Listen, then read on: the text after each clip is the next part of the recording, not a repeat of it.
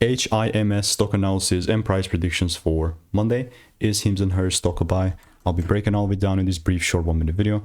Ultimately, looking at HIMS, it's such a beautiful bullish market for me. Like last time I made a video, I've just recently gotten like a plus 3R win, and then this bias that I had was correct, but it sort of then went up, almost tickled my top, and then came down, break even, hitting the TPA yet again. Now this is very freaking frustrating, but it is what it is. It's like part of the game. The only thing that I'm looking to do is buy as long as there is the shift. So how is that going to look like? Well, if there is a shift about $63 in this sort of a double break manner, then of course I'll look to buy.